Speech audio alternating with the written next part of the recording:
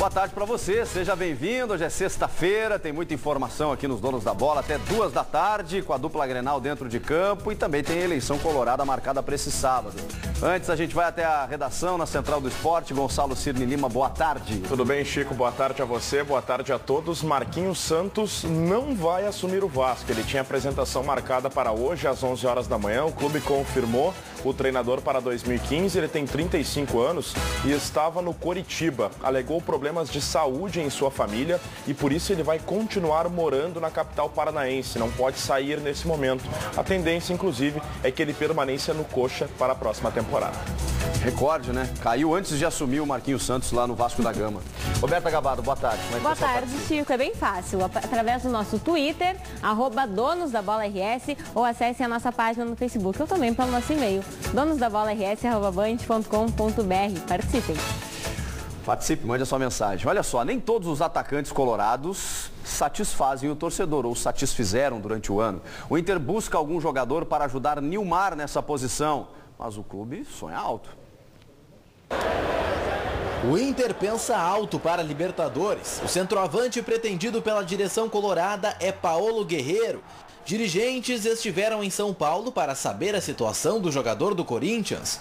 O desejo em contar com Guerreiro mostra que o Inter não teve bons momentos quando o assunto é o ataque de 2014.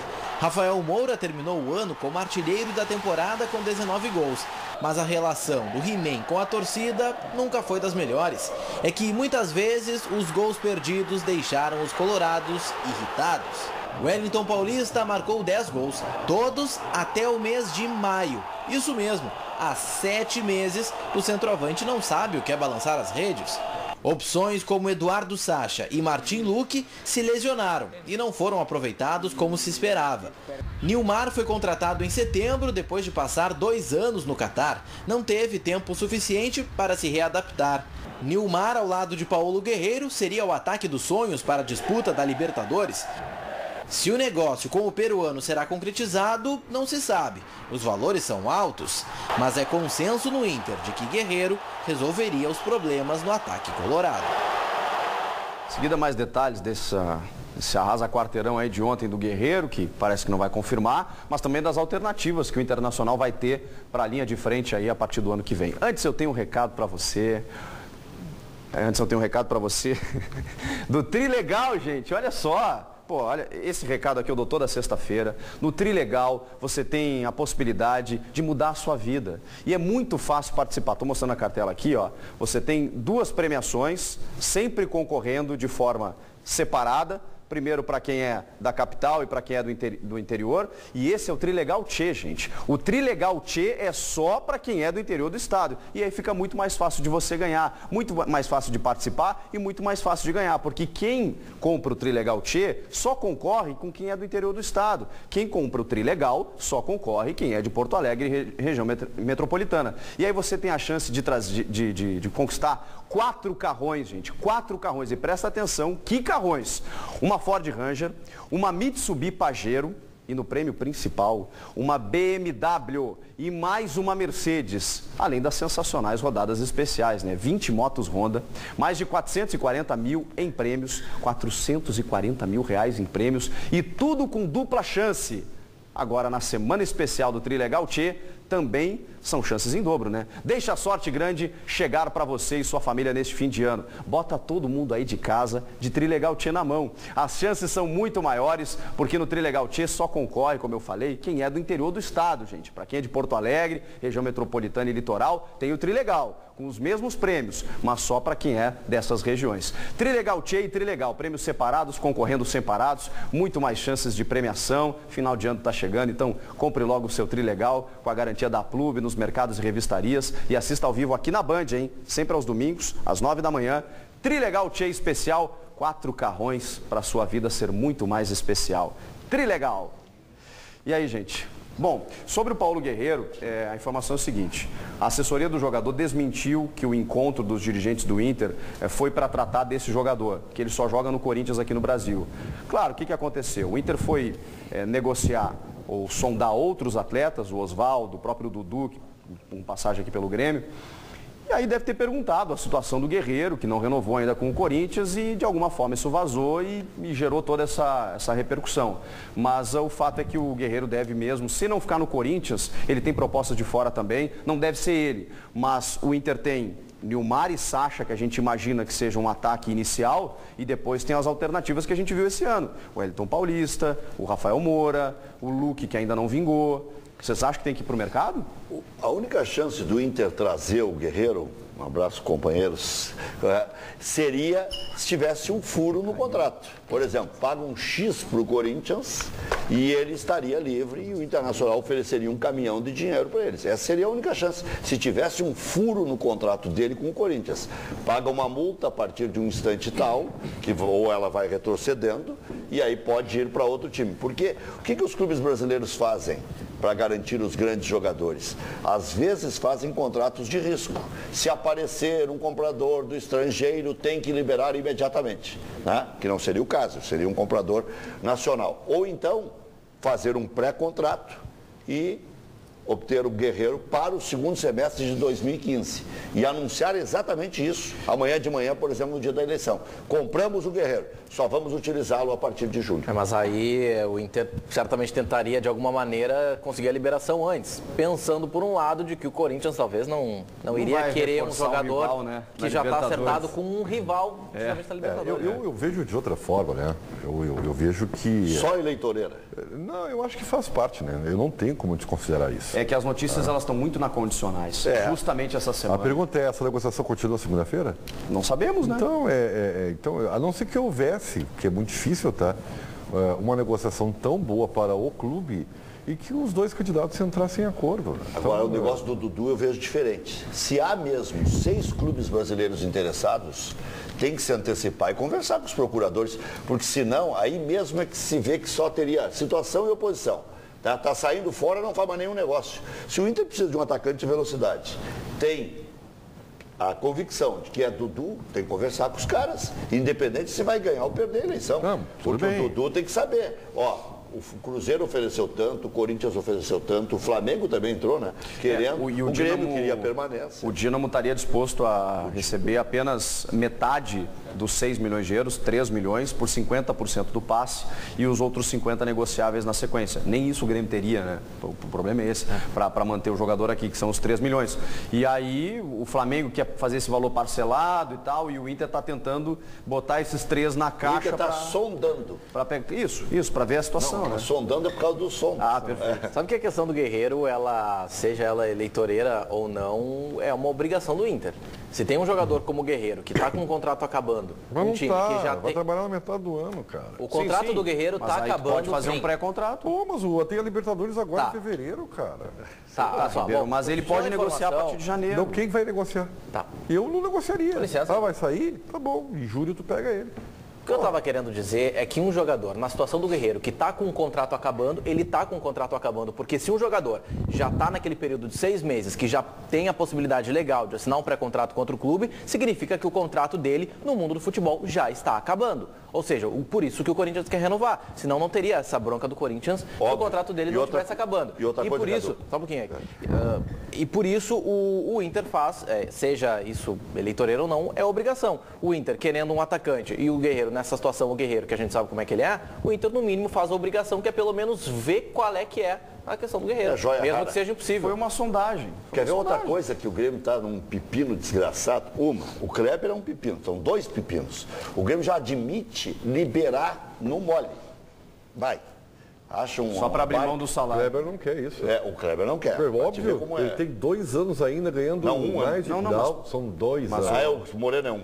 2 anos. Mas pelo salário. Por que ele não queria? Porque com o contrato ele continua recebendo. Se ele tem mesmo mercado mas pelo salário, ele vai continuar recebendo o salário. Claro, mas então... Não, mas aí o Grêmio não liberaria só pelo salário? Mas para quem é que vai querer pagar 500 mil? Ninguém quer pagar 500 mil para ninguém mais. Mudou a vida, cara. Não, o que o Grêmio está fazendo é o seguinte, indiferente para o Grêmio. Se arrumar uma barca lá fora, o Grêmio se alivia com 500. Se não arrumar, fica em casa e nós vamos te pagar lá todo dia 5. É uma bronca. A outra bronca é Marcelo Moreno. Porque agora ele pode sorrir para o Grêmio, porque o Cruzeiro já disse que não quer mais. Não conseguiu o Prato, que foi para o Atlético, e o Cruzeiro está levando o Damião. Não quer mais um Moreno. Por quê?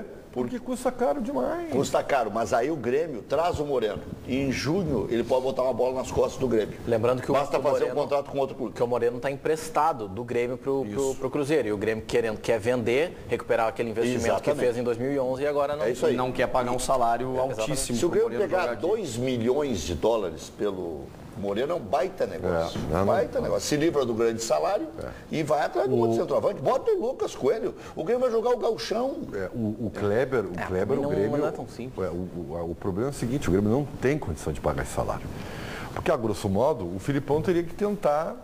Mas como o Filipão já disse publicamente que não vai jogar com o Kleber não vai jogar, fica uma situação bastante complicada, né, cara? Tu vê que coisa. Roberta Gabardo. Tá bonita, Roberta. Muito obrigada. Não, bonita é pouca bondade. Impressionante. O Anderson Taborda, ele quer o Tyson. O Robson Justin quer o Guerreiro. O Dudu Siqueira, ele quer o Fred. O Emerson Luiz, ele quer o Sacha. O Vilmar Pereira, Sacha ou Sacha, não sendo possível, Sacha ou até mesmo Sacha. Esse realmente quer o Sacha. E o Bruno Leonardo, ele quer o Dudu ao lado do Nilmar. O Dudu, eu acho que seria um baita reforço para o Inter, né? Assim como seria no Grêmio se ele continuasse. O Dudu é um jogador muito interessante, só que o Internacional precisa de um jogador que não tenha a limitação que ele tem. Que é? Que é a definição da jogada, né? O Sacha é melhor que o Dudu? Não. O Sacha é um jogador completamente diferente que o Dudu. Não, eu não acho que não é completamente diferente. A primeira função do Sacha foi a do Dudu. Não é isso, gente. Não, ele primeiro foi centroavante. Depois adaptaram nos juniores ele ao lado do centroavante. Não é isso que eu estou falando. O Dudu é um jogador de velocidade. Ele carrega a bola com velocidade, tem excelente drible, tá? E ele peca na finalização da jogada, tá? O Sacha, ao contrário. Discordamos, tá? Então, bom, o Sacha, ele faz a bola correr. O Sacha não é veloz. Mas ele faz a bola correr. Eu acho que a amostragem recente do Sacha que a gente tem é menor do que a do Dudu. E aí o Sacha tem da definição também os seus truques. Mas no começo, a grande virtude do Sacha, me lembro, eu acompanhei bem o começo do Sacha, era a velocidade.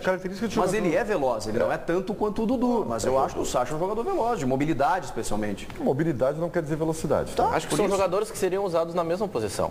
Eu acho que eles são excludentes. Mas é difícil fazer um ataque com os dois, Sacha e Dudu. Mas o Dudu um pouco mais afirmado que o Sacha, porque o Sacha teve emprestado para o Goiás, voltou, ganhou essa chance, mas ele se lesionou. A gente não conseguiu ver muito mais do que 5 ou 6 jogos do Sacha esse ano. Teve uma boa temporada inteira, né? Querendo ou não, o Dudu teve uma boa temporada. Agora, segunda-feira vem todas as respostas. Se o Sacha e o Valdívia estão vendidos, se realmente era verdade o interesse no Guerreiro. Tudo depende. Se o Dudu é possível, porque o Inter vai entrar numa concorrência. Agora, o Inter, pelo jeito, vai ser arrojado com qualquer dos presidentes, né? Um fala em 15 milhões, o outro fala em Paulo Guerreiro, mas que beleza. O outro fala em construir a cidade colorada, mas maravilha. Em seguida a gente vai falar da eleição colorada que está mexendo, né, com o Porto Alegre, com o torcedor, com o associado, acontece amanhã no sábado. Mas antes, Cadu, você esteve lá hoje pela manhã no Beira-Rio para uma solenidade importante para homenagear o Fernandão, né? Isso, a inauguração do memorial do Fernandão, que fica no anel inferior do Beira-Rio, naquele corredor de circulação do anel inferior, que é uma área nova, com esse novo Beira-Rio, a gente está vendo aí nas imagens. Tem esse painel que ele serve para substituir aquele painel em que os torcedores escreveram espontaneamente as mensagens. Painel que antes era a entrada do espaço do Beira-Rio ali, que tinha maquete de visitação do Beira-Rio. Os torcedores, no dia da morte do Fernandão, escreveram mensagens ali naquele muro e aquele muro vai ser retirado dali, né, aquela construção, e foi colocado esse memorial aí no Beira-Rio, inaugurado hoje. Contou também com participação de jogadores como o Larry, o Fabiano, o Caçapava, o Vacaria. E olha só, a gente está vendo aí a chuteira do Fernandão e a camisa do Fernandão usadas na final do Mundial contra o Barcelona estão colocadas nesse memorial, em um vidro blindado, protegido, não tem risco de acontecer nada. Bacana. E existe uma cronologia nesse memorial que conta desde 1978, quando o Fernandão nasceu, e depois começa a contar a trajetória do Fernandão no Inter até 2014 e todos aqueles eventos que se sucederam depois da morte do Fernandão. E claro, o pessoal estava ali, todo mundo muito emocionado, inclusive a esposa do Fernandão, né, a Fernanda, que comentou sobre o que ela sente e sobre quais reações que ela tem quando vê esse tipo de homenagem feita pelo Inter ao Fernandão. Se eu for te falar o que eu sinto, eu olho os momentos e me lembro de cada coisa dessas aí acontecendo. E sinto saudade. Não tem muita... Quando eu começo a focar no que eu estou falando, eu não consigo segurar.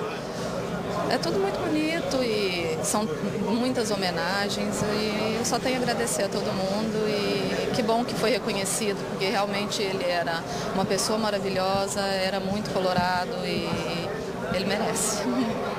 Merece demais mesmo. Um dos grandes fatos desse ano, né, a perda do não apenas do ídolo, né, que será para sempre, mas do sujeito de fácil trato, né, educado, que a gente conviveu aqui durante um tempo e os colorados, não só os colorados, né, o futebol é uma referência importante, mas ainda tem a estátua para ser inaugurada. Na quarta-feira, 17 de dezembro, aniversário da conquista do Mundial, vai ser inaugurada a estátua do Fernandão no pátio do Beira-Rio, naquele mesmo lugar, um pouquinho do lado onde teve aquele muro em que as pessoas escreveram mensagens, que é na frente do portão 7 do Beira-Rio. Perfeito. No dia 17 de dezembro, em alusão à data do Mundial de Clubes, Chico, erguida por ele. Antes de você chamar o Gonçalo, aconteceu parecido no Internacional com o pai do nosso Espinosa, da Ipanema. O Espinosa não assumiu no Internacional. Foi contratado pelo Internacional nas festas de um Natal e resolveu não assumir e se mandou para o Catar, não sei para onde. Isso aí eu me lembro, porque eu estava cobrindo, aliás, estava eu e Meneghetti juntos, na casa de, não sei se... Pedro Paulo Zacher. Mas não era na casa do Pedro Paulo Zacher, eu acho que era porque era num edifício, era o Pedro Paulo Zacher, mas não era na casa dele. Não sei se não era nem na Feira do Carvalho, não sei, na época eu não sei de quem era a casa. E nós ficamos num plantão do dia 24 de dezembro. Nossa. E só terminamos de trabalhar às 8 da noite. Não teve nem amigo secreto. Não teve nada. Vocês estão citando o fato do Marquinhos Santos. Do Marquinhos Santos. Sim, a comparação é com o Marquinhos Santos, que não vai assumir o Vasco. Mas o Marquinhos alega problemas de saúde na esposa, né? Eu entendi que era dele, que ele teria que ficar em Curitiba e tal. É para cuidar da esposa. Então pelo que eu entendi foi isso. Gonçalo Cirne Lima, lá na Central do Esporte.